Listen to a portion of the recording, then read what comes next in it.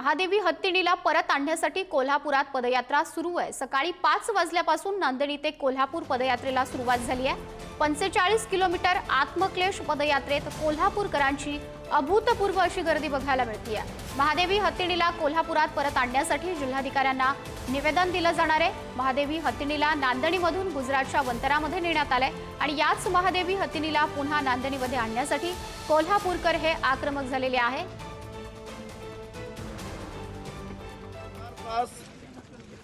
नांदणीमध्ये मिरवणूक चालू असताना तिनं पाण्याचा थेंब घेतला नाही, फळं घेतली नाहीत। एवढंच नव्हे तर रडत रडत ती गेली।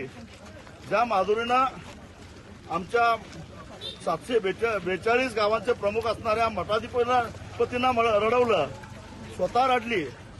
यावरून माधुरीला नांदणी मठ सोडायचा नव्हता हे स्पष्ट होतं आणि म्हणून माधुरीच्या वतीनं आम्ही सारेजण महामहिम राष्ट्रपतींना दयेचा अर्ज देण्यासाठी म्हणून जिल्हाधिकारी कार्यालयावर मूक मोर्चा घेऊन निघालेलो आहोत। याबाबत अधिकची माहिती देतात प्रतिनिधी शेखर पाटील। शेखर, पहाटेपासूनच या पदयात्रेला सुरुवात झालेली आहे। 45 किलोमीटरचा मोठा टप्पा आहे। कसं दिवसभराचं या संपूर्ण पदयात्रेचं नियोजन असणार आहे, सांगता कधी होणार आहे?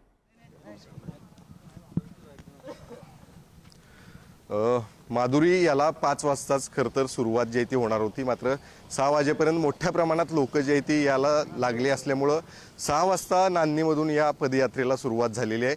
आत्मक्लेश पदयात्रा म्हणून ही त्यांनी नाव दिलेलं आहे। खरं तर जी माधुरी ज्या नांदणी मठामध्ये होती ती आम्हाला परत त्या ठिकाणी द्यावी अशी या सगळ्यांची मागणी आहे। स्वतः राजू शेट्टी देखील चालत चाललेले आहेत। 45 किलोमीटरचं हे अंतर आहे।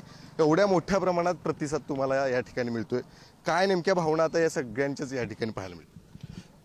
या सगळ्यांच्या भावनांचं वर्णन करायचं झालं तर अंधा कानूनमध्ये ज्या पद्धतीनं खोटा आळ घेऊन खोटी शिक्षा दिलेली होती त्या पद्धतीनं आमच्या माधुरीचा पालनपोषण गेल्या 35 वर्षापासून या मठामध्ये अतिशय चांगल्या पद्धतीनं होत असताना सुद्धा पेटा या तथाकथित प्राणीमित्र संघटनेनं अंबानी उद्योग समाजाच्या गुलामासारखं काम करून त्यांना वनतारामध्ये हा हत्ती पाहिजे म्हणून खोटे रेकॉर्ड तयार करून खोटी कागदपत्र तयार करून कोर्टाची दिशाभूल करून वनतारामध्ये माधुरीला जमा करा अशा प्रकारचा आदेश सुप्रीम कोर्टाकडून आणलेला आहे।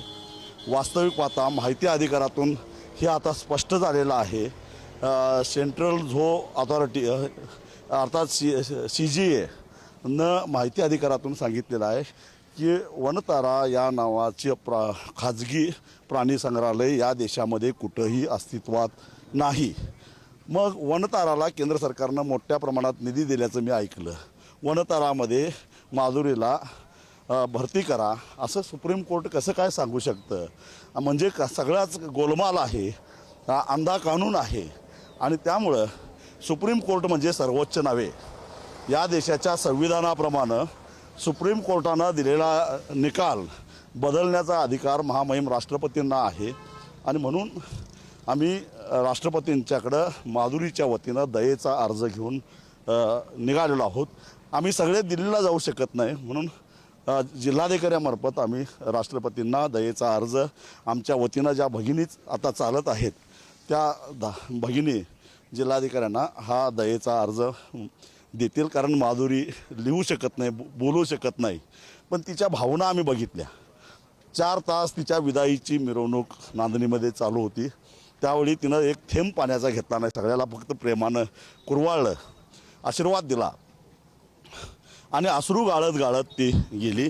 आमच्या महाराज रडले, माधुरीचे अश्रू गाळाले आणि म्हणून हीच कैफियत घेऊन महामहिम राष्ट्रपतींच्याकडं आम्ही निघालेलो आहोत।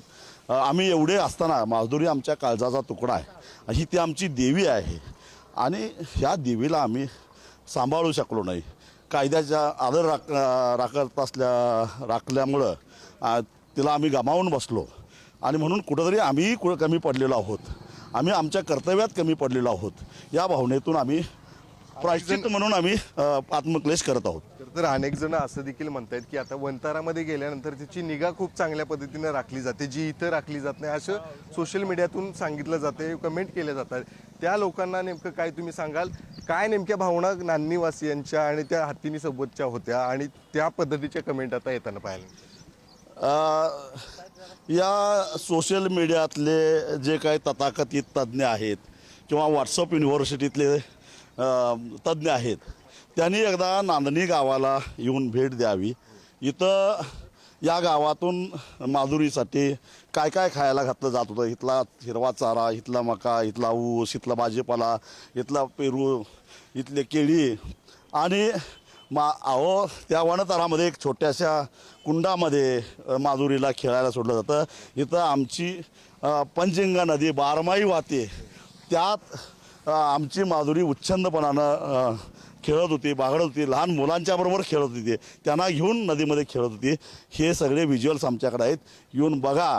आणि मग या तथाकथित नाव मोठं लक्षण खोटं असं असणाऱ्या या अंबानीवर विश्वास ठेवण्यापेक्षा इथली वस्तुस्थिती बघा, असा आमचा या सगळ्यांना सल्ला आहे. उगाच कोणतरी पैसे देतंय म्हणून सोशल मीडियावर काहीतरी अक्कल पाजळू नका, असाही त्यांना माझा सल्ला आहे. नक्कीच. खरं तर ही सगळी भावना जी आहे ती राजू शेट्टी यांनी व्यक्त केलेली आहे. वनताराकडून ज्या पद्धतीनं काळजी घेतली जाते असं सांगितलं जरी जात असलं तरी आम्ही नान्नीकर जे आहेत ते आम्ही इथले स्थानिक जे नागरिक होतो ते त्याची खूप चांगल्या पद्धतीने काळजी घेत होतो. आणि अर्थातच जी माधुरी आम्हाला या ठिकाणी परत पाहिजे त्या मागणीसाठी आम्ही चालत चाललेलो आहे. ते अर्ज घेऊन, दयेचा अर्ज घेऊन आम्ही खरं तर जिल्हाधिकाऱ्यांकडे चाललेलो आहे.